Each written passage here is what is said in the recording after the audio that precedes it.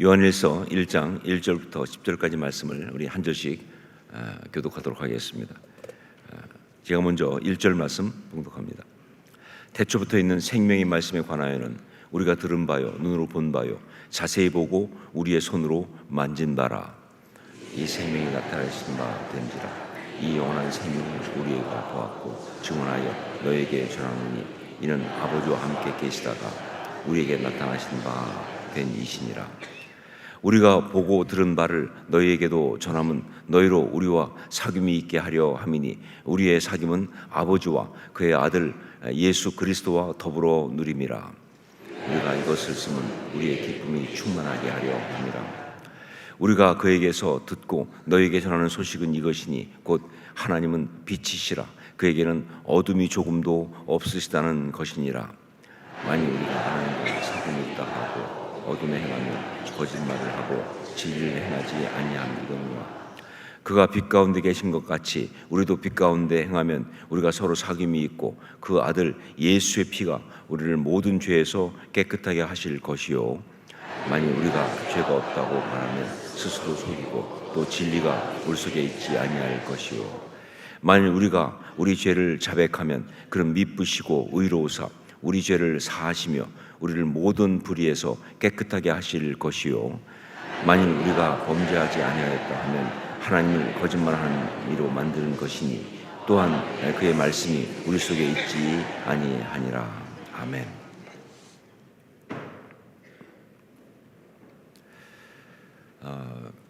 요한일서를 가지고 이번 주간 우리가 함께 말씀을 나눌 텐데, 요한일서에 대해서 사람들이 가지고 있는 오해, 오해라고까지 할 수는 없어요.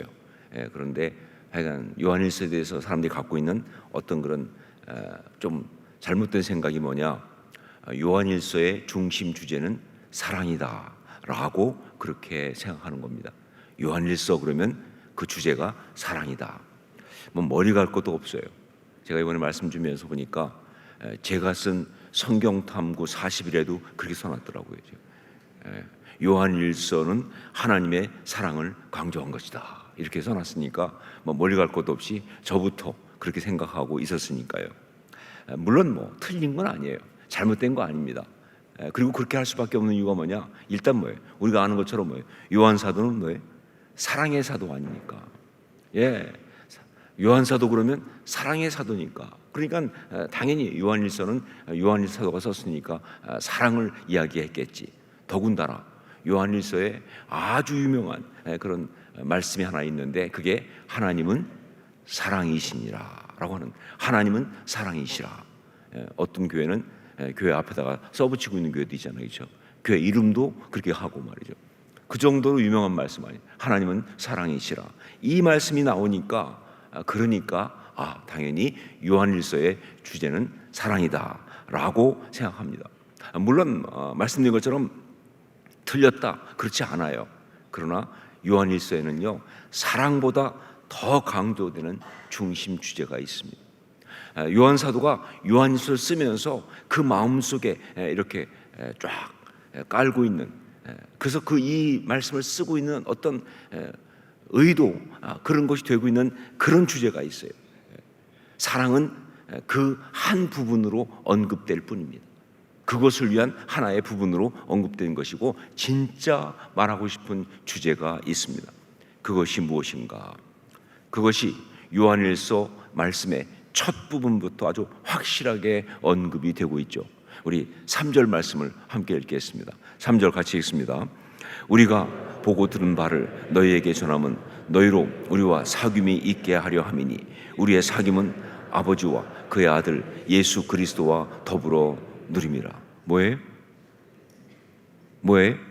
사귐이에요. 사귐. 여기 사귐이 있게 한단 말이에요. 이 사귐이란 말, 헬라어 원어로 말하면 우리가 잘 아는 단어, 우리가 알고 있는 몇 개 안 되는 헬라어 중에 하나, 코이노니아예요. 코이노니아. 이게 요한일서의 주제예요. 요한일서를 쓰고 있는 사도 요한의 이 가슴 속에 가득한 단어는요, 정말 성도들의 삶을 생각하면서 우리가 신앙생활 제대로 하고 잘 믿고 행복하게 살기 위해서 정말 중요한 어떤 단어가 있다라고 하면서 생각한 단어는, 그래서 사랑하는 성도들한테 꼭 말해주고 싶은 바로 그 단어, 그것은 바로 코이노니아, 이 사귐이라는 단어예요. 사귐이 요한일서의 주제다. 자, 그런데 여러분, 우리가 알고 있는 이 코이노니아, 이것은요 성경에서 말하고 있는 코이노니아와 조금 다를 수 있어요. 왜냐하면 우리가 알고 있는 코이노니아는요 성도의 교제로만 알고 있어요. 그래서 코이노니아 이렇게 말하면요 성도들이 모여서 함께 교제하는 것, 같이 음식도 먹고 같이 뭐 차도 마시고 같이 대화도 하고, 또 조금 분위기 좋으면 축복송 서로 불러주고 뭐 이런 것들을 생각하는데, 사실은요 그것도 맞지만 그것보다 이 코이노니아는요 훨씬 더 영적 차원이 높아요. 그 정도 차원이 아니고 그것보다 훨씬 더 영적 차원이 높다. 그러니까 진정한 코이노니아는요 사람들 사이에 있는 것을 말하는 것이 아니라 바로 하나님과의 사귐이에요. 성경이 말하는 진정한 코이노니아는요 사람들 사이의 사귐이 아니라 하나님과의 사귐이에요. 그래서 오늘 말씀에서도 이렇게 말하고 있죠. 우리의 사귐은 아버지와 그의 아들 예수 그리스도와 더불어 누림이라 그러죠.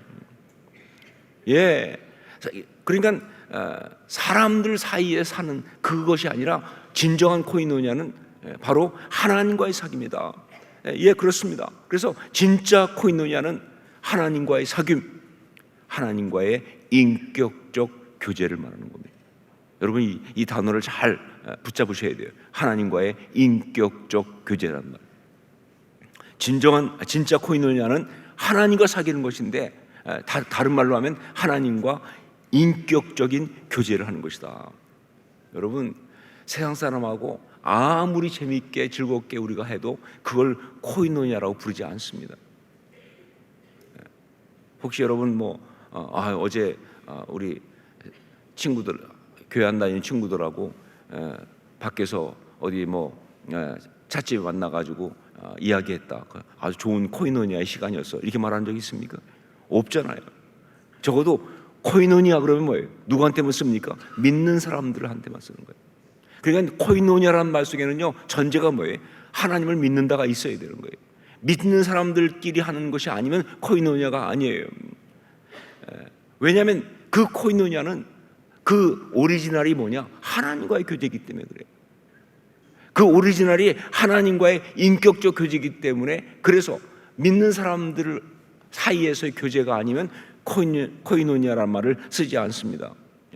정말 그 하나님과의 교제, 그 영성을 가지고 하나님의 자녀인 성도들하고 동일하게 사랑을 나누는 것, 이것이 바로 진짜 코이노니아다 하는 것이죠. 여러분 여기서 중요한 얘기를 또 하나 할 수밖에 없어요. 교회 다닌다고 다 신앙인은 아니다 하는 거예요. 교회 안에 지금 이렇게 많이 와 계시는데 다 신앙인이다 이렇게 말할 수 없다는 거예요. 여기 있는 이 많은 사람들 가운데도 신앙에 있어서 그 등급과 차원이 분명히 다르게 존재합니다. 진짜 신앙인이 있고 아직 안 진짜 신앙인이 있어요. 가짜란 말은 안 쓰고 싶어요. 진짜 신앙인이 있고 아직 안 진짜 신앙인이 있어요. 자, 누가 진짜 신앙인이냐 그러면 누가 진짜 신앙인입니까? 진짜 신앙이라는 말을 쓸 수 있는 사람은 누가 진짜 신앙이라는 말을, 신앙인이라고 하는 말을 쓸 수가 있습니까? 예, 하나님을 인격적으로 체험한 사람이에요. 들어보셨죠? 예, 하나님을 인격적으로 만났느냐라는 질문들을. 예, 다른 얘기 할 거 없어요. 하나님을 인격적으로 체험한 사람, 그래서 그의 삶이 하나님과 인격적인 관계를 맺고 있는 사람이 진짜 신앙인이에요. 아무리 교회 오래 다니고 성경 말씀에 심지어 박식하고 교회 직분까지 받았어도요, 하나님을 인격적으로 만나지 못한 사람은 아직 진짜 신앙인이 아닌 거예요.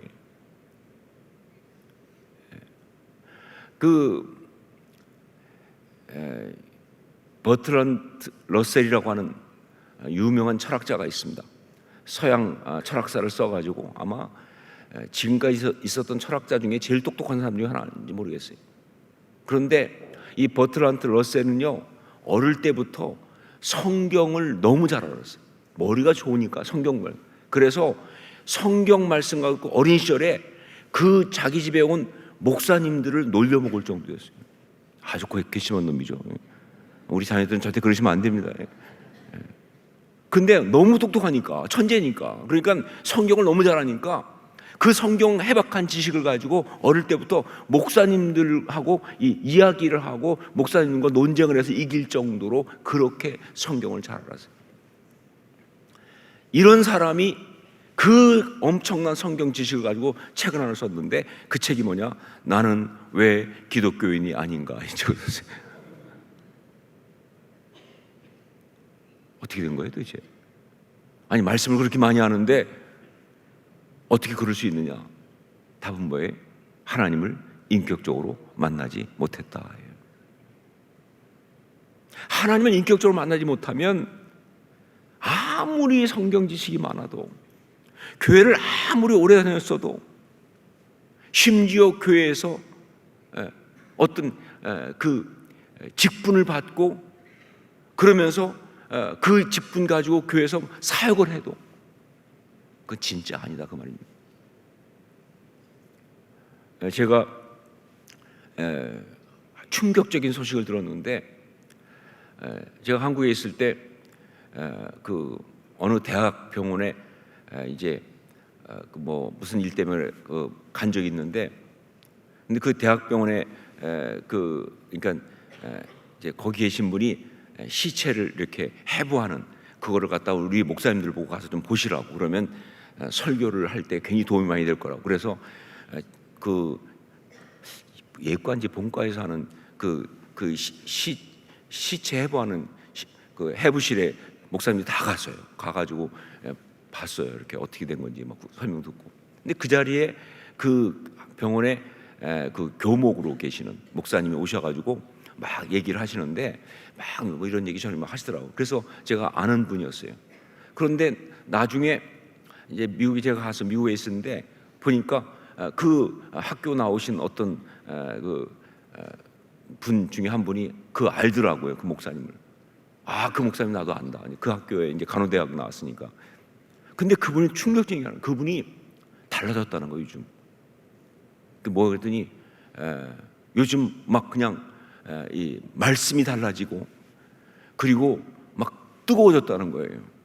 그거 왜 그러랬더니 이분이 목사가 된 지 20년 됐는데 교목도 하시고, 근데 이 목사가 된 지 20년 만에 하나님을 인격적으로 만났어요.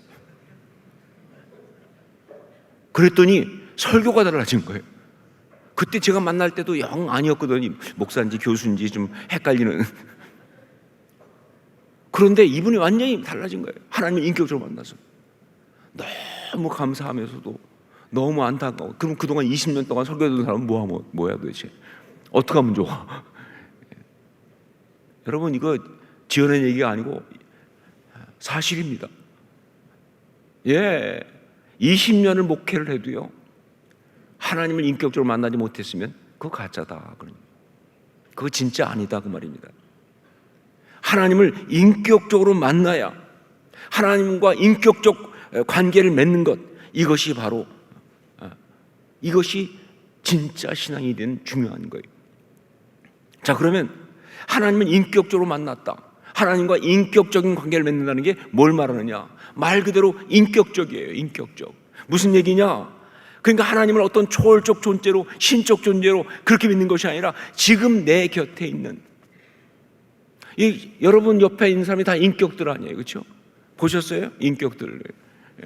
이게 우리가 인격이에요. 말하고, 이야기하고, 듣고, 서로 만지고, 교제하고, 이게 바로 인격적이에요. 그렇게 인격적 존재로 하나님을 만나고 교제하고 하는 것, 이것이 바로 하나님을 인격적으로 만나는 거예요.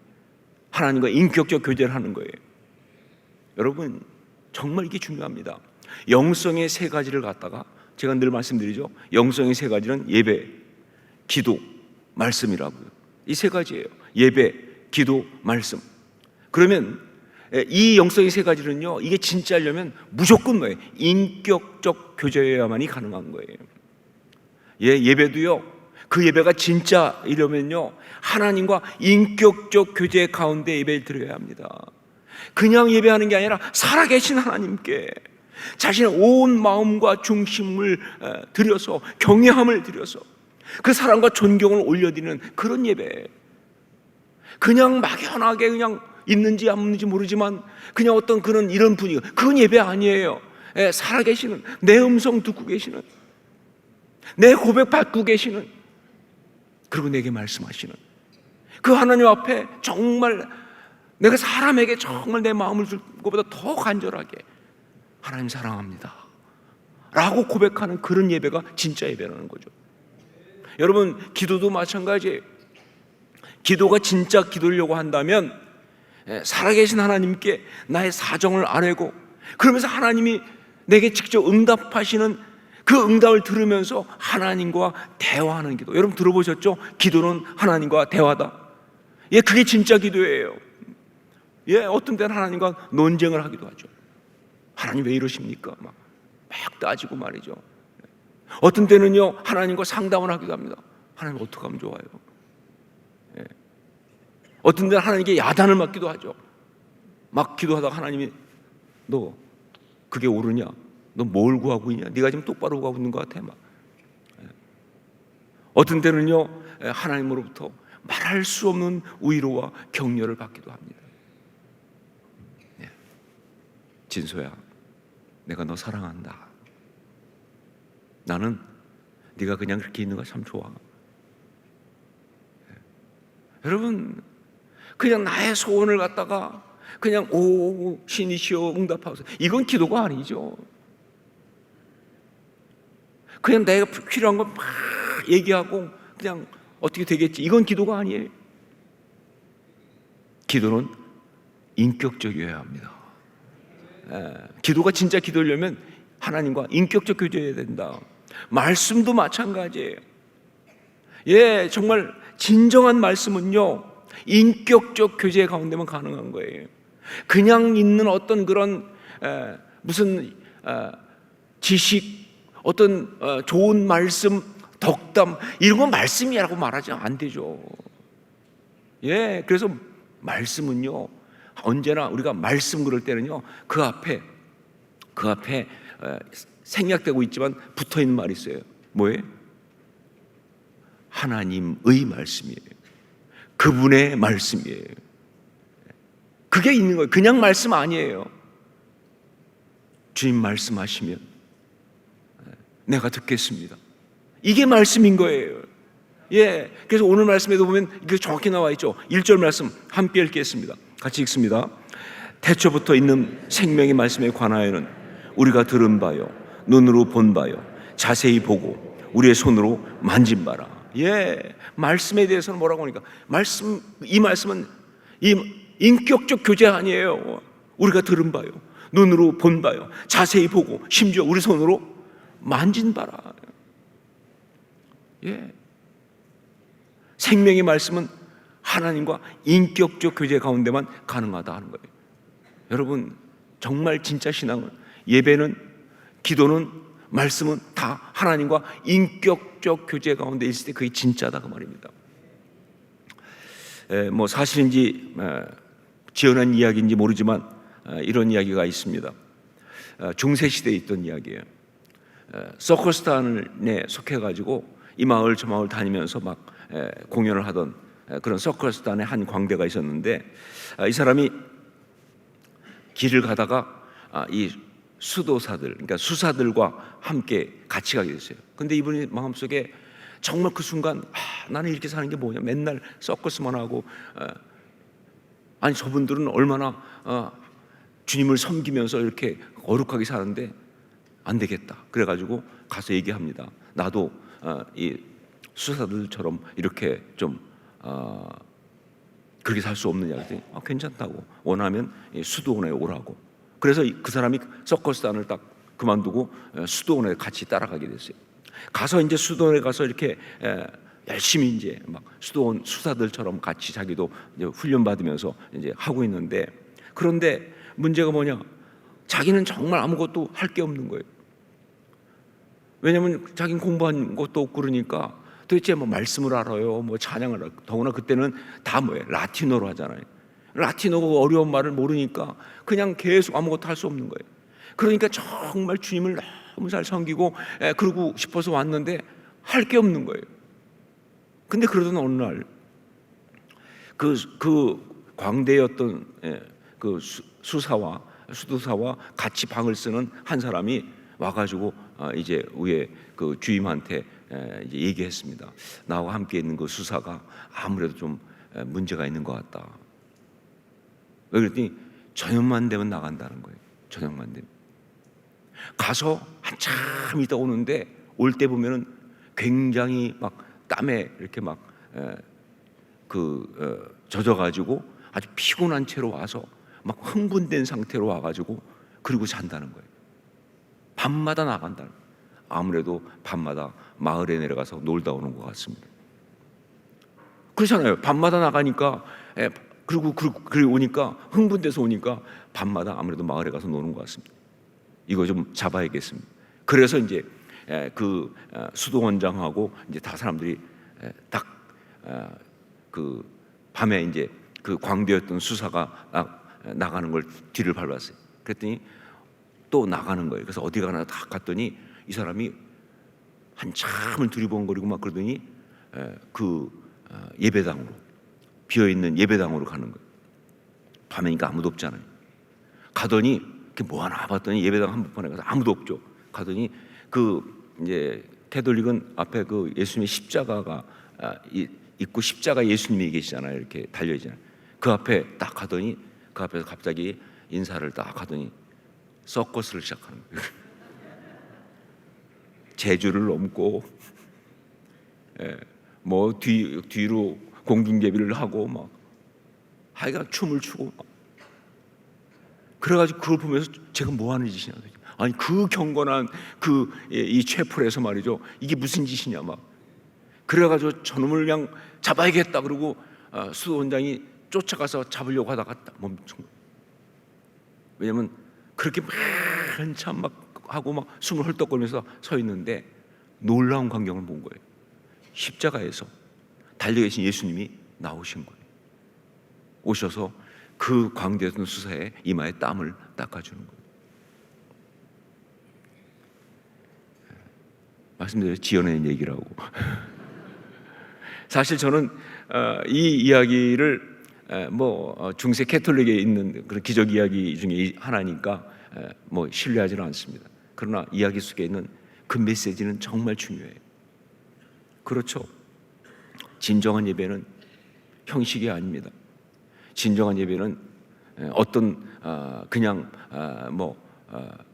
신적 존재에게 뭐 이렇게 하는 어떤 그런 종교적 행위가 아니라 이렇게. 예, 그렇죠. 이 광대 수사는 자기는 할 수 있는 게 없잖아요. 너무 주님 사랑하는데 예배하고 싶은데 자기는 라틴어도 몰라. 자기가 할 수 있는 건 뭐예요? 이 서커스 하는 걸 통해서 사람들을 즐겁게 하는 거니까 예수님께 그렇게 사랑을 고백하고 싶어 그렇게 한 것을 우리 주님도 너무 기쁘시게 받으신다는 거예요. 여러분 혹시 서커스 할 수 있는 분은 주일날 와서 하세요. 내가 가장 잘하는 걸로 하는 거죠. 뭐 주님 앞에서 내가 주님 사랑하니까. 하나님과의 사귐, 하나님과의 인격적 교제가 우리 신앙에서 정말 중요합니다. 정말 이것은 우리 신앙과 삶의 키와 같은 것이다. 자, 그런데 이렇게 하나님과 온전히 인격적으로 사귀기 위해서는요, 하나님과 인격적 교제를 하기 위해서는 무엇을 어떻게 해야 하느냐. 요한일서에서는요, 요한 사도가 바로 그 이야기를 쭉 하고 있습니다.